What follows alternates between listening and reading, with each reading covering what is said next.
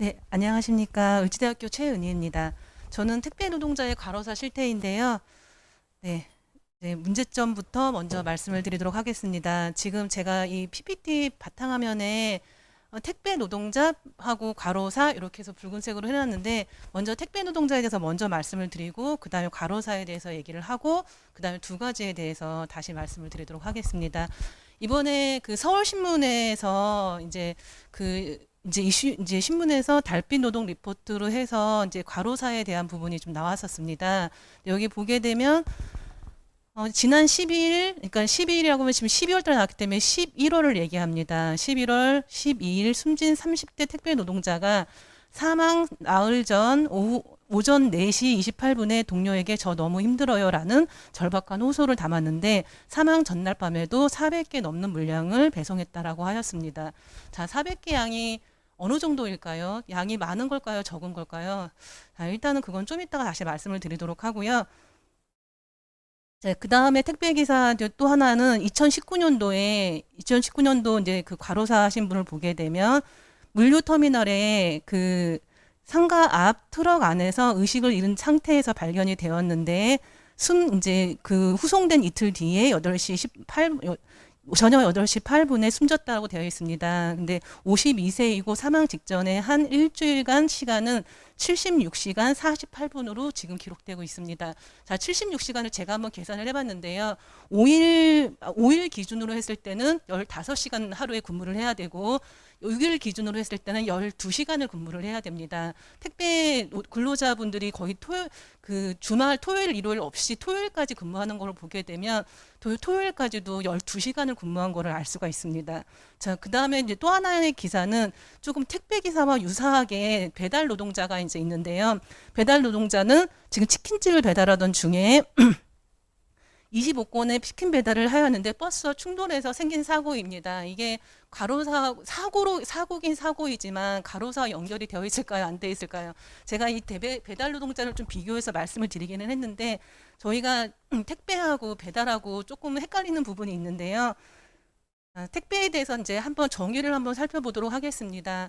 그 택배 표준 약관과 그다음에 통계청에서 한국 표준 산업 분류 그다음에 화물차 운수 사업법에서 택배를 규정을 하고 있습니다. 근데 이제 결국 정의는 고객에게 운송물을 이제 그 수화물을 고객까지 배달하는 거는 똑같은 정의이지만 약간씩 차이가 납니다. 그래서 택배 표준 약관을 보게 되면 소량의 운송물을 이라는 표현이 들어가고요. 그 다음에 통계청의 한국표준산업분류에 의하면 지역이나 도시 간 수화물 택배 서비스를 이용해서 그 다음에 화물자동차 운수사업법에서는 택배업은 화물자동차 운수사업자의 일관 책임 하에 그러니까 그 화물자동차를 이용하는 걸로 해서 지금 하게 되어 있는데요. 산업재해보험의 소형화물운수법 및 택배업 퀵서비스의 업종 분류에 의하게 되면 소형화물운수업과 택배업 퀵서비스가 조금씩 다른 걸로 지금 규정이 되어 있고요. 저는 여기에서 택배업과 퀵서비스업만을 지금 택배 기사로 보고 이제 말씀을 드리도록 하겠습니다. 그러면 제가 처음에 배달 노동자를 얘기를 했는데 배달 같은 경우에는 음식점에서 하는 거기 때문에 음식업에 속해 있습니다. 그래서 택배 기사하고는 지금 포함이 되지 않습니다. 제가 좀 긴장했나 봅니다. 잠깐 조금 긴장을 풀고 다시 말씀을 드리겠습니다. 그 다음 이제 과로사입니다. 과로사는 제가 나무위키 과로사에서 조금 인용을 한 글인데요. 과로사로 인한 죽음, 많은 피로가 누적되어 갑작스럽게 사망하는 것을 얘기합니다.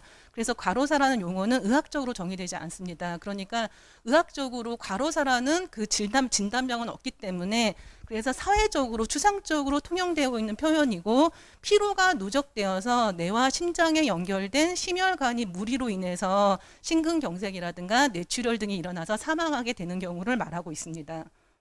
이제 그래서 그러다 보니까 저희가 의학적 진단이 아니다 보니까 산업재해보상보험법에서는 뇌혈관 질병하고 심장 질병을 이제 심장 질병을 이제 그 검토를 해봐야 되는데요.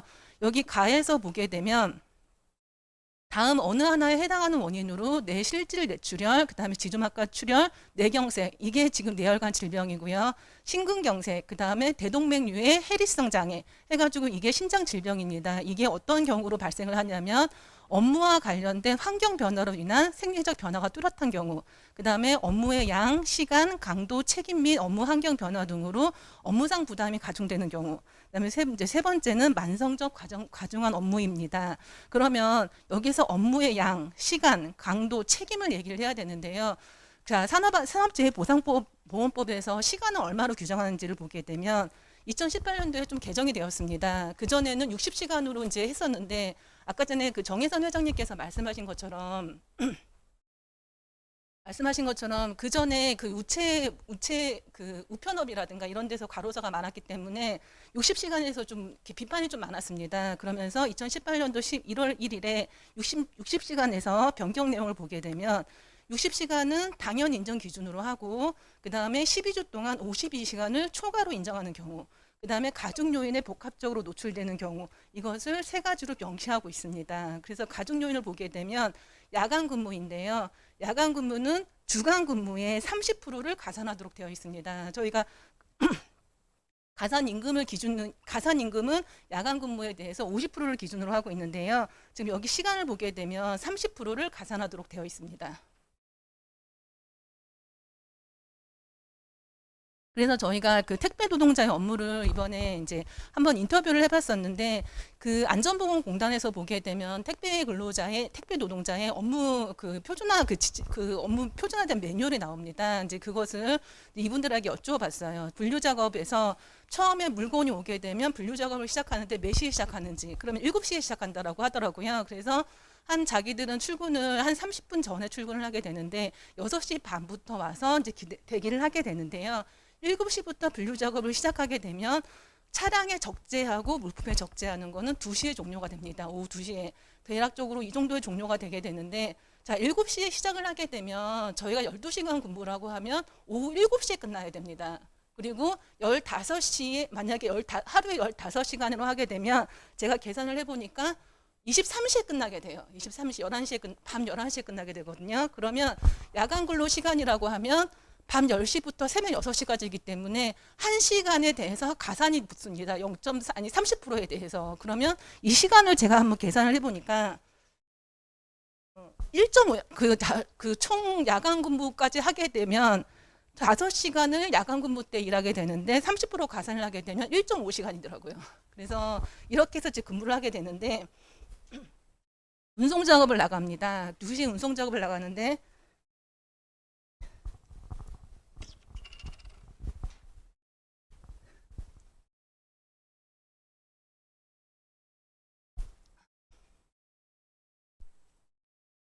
네, 운송 작업을 나가는데 차량 운전이 2시에 나가게 되는데요. 이게 요일마다 조금씩 틀리게 되는데요. 요일이 만약에 2시에 조금 늦게 나가게 되면 차량이 막힙니다. 그래서 물건이 이제 400개를 나가게 되면 들어오는 시간, 차량 그 막히는 시간이라든가 자기 지역이라든가 이런 거에 따라서 돌아오는 시간이 달라지게 되니까 이분들이 2차 배송을 하게 되는데요. 첫 번째 물건이 쌓이게 되면 먼저 나갔다가 다시 들어와 가지고 이제 두 번째 배송을 나가게 됩니다. 이제 이게 거의 대략적으로 한 8시 정도 끝난다고 하고 있습니다. 근데 8시에 끝나게 되면 이분들이 또 그다음에 일이 끝나게 되는 게 아니라 집하라는 것을 하게 됩니다. 그래서 고객으로부터 받은 또 물품을 다시 영업점으로 들어가는 일을 하게 됩니다. 이것까지 마무리하게 되면 한 10시 정도에 끝나게 된다라고 볼 수 있습니다.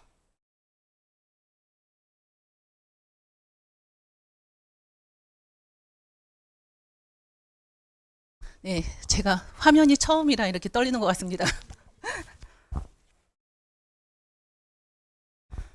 네, 그래서 여기 지파가 작업이 있는 경우 여기 더 추가되는 경우 있고 택배 기사 같은 경우는 담당 지역이 있습니다. 그래서 담당 지역이 대부분 이제 그 서울 같은 경우에는 10km 내로 담당 지역이 이제 정해지는 경우들이 있고요. 지방 같은 경우는 25km 정도. 그 다음에 더 멀게는 뭐 40km까지 정해지게 되는데 이 지역의 넓이에 따라서 물품의 양이 그 400개가 다 같지가 않다라는 거죠. 지역에 따라서 그 다음에 요일에 따라서 물건의 양에 따라서 이게 좀 특성이 있다라고 할 수 있겠습니다.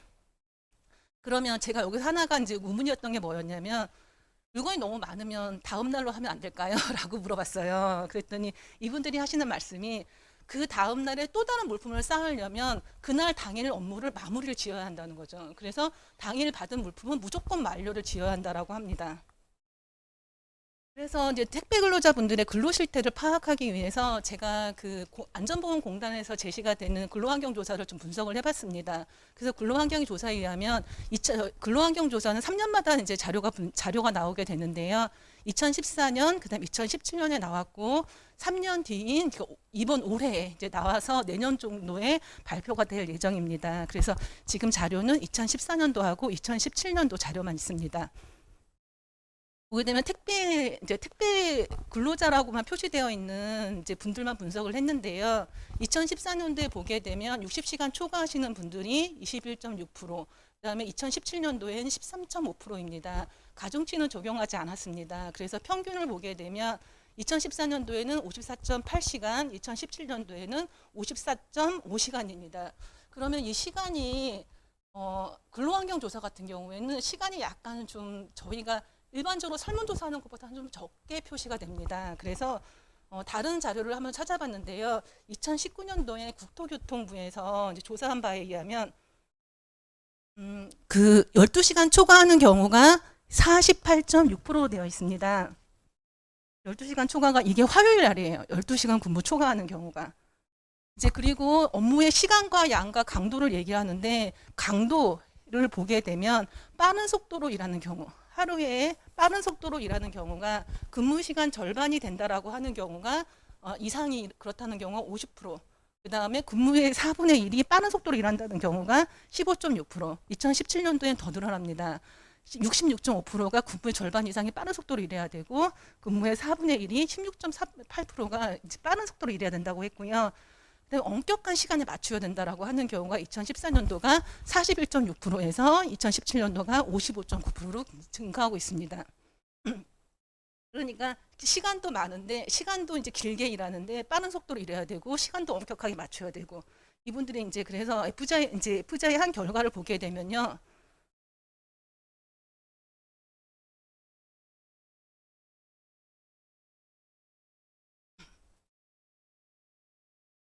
이분들이 뭐라고 하셨냐면 시간에 맞추기 위해서 진짜 어금니 물고 4층, 5층을 막 뛰어다닌다라고 얘기를 하셨고요.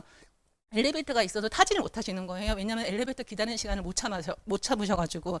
그리고 마지막 글을 보게 되면 늦어버리면 진짜 눈에 보이는 게 없고 문제는 일찍 나가서 첫 배송을 일찍 하게 해줬으면 되는데 그렇지 않기 때문에 한 걸음에 뛰어다녀야 되고 엘리베이터 누가 타면 화가 날 정도라고 이렇게까지 표현을 하셨습니다. 그리고 휴식 시간입니다. 휴식 시간에서 똑같은 조사에서 발표한 거에 의하면 별도의 휴식 시간이 없다라고 한 경우가 57%였습니다. 그래서 이분들이 이제 따로 인터뷰한 걸 보게 되면 가끔씩 휴식 시간은 따로 없고 휴식을 가질 여유도 없고 그다음에 커피를 한 잔하는 정도이고 점심은 따로 없는 경우가 있어서 차에서 도시락으로 해결하는 경우가 많다고 했습니다. 그러면 이것만 문제가 되느냐? 택배 노동자의 위험 요인을 좀 더 파악해 보았습니다. 근무의 절반 이상이 소음에 노출된다는 경우가 15.1%, 고온과 저온 같은 경우에는 아무래도 기후 변화에 이제 여름이라든가 그다음에 그 겨울이라든가 하는 경우에 25.7%, 19.6%가 노출이 되었습니다. 피로한 자세, 무거운 물건, 계속 서 있음 자세, 반복 자세도 50% 이상이 다 노출이 되었습니다. 그래서 무거운 물건을 보게 되면 20에서 30kg 되는 정도가 전체 물량이 한 15% 정도 된다라고 하고요. 반복 동작이 뭐냐면 분류 작업 시에서 물건을 내리고 차에 싣고 그다음 배송 시에 주차하고 그다음에 고객한테 가고 이 물건까지 반복 작업, 그다음에 계단을 오르락 내리락하는 작업, 그다음에 운송 시 작업 시에 운전 자세 이런 것들이 계속 이제 유해 요인으로 잡히고 있습니다. 그래서 나오게 되면 근골계 질환이 일단 거의 많은 질환을 호소를 하고 있었고요. 전신 피로가 34.6%가 호소하고 있었고 몸이 아파도 이러한 경험이 19.6%, 그다음에 건강 문제로 결근하는 경우가 그다음에 17.9%였습니다. 그래서 택배 노동자의 건강관리 문제점을 보게 되면 이러한 많은 문제점을 가지고서도 이분들이 건강검진을 제대로 받고 있지 않다는 겁니다.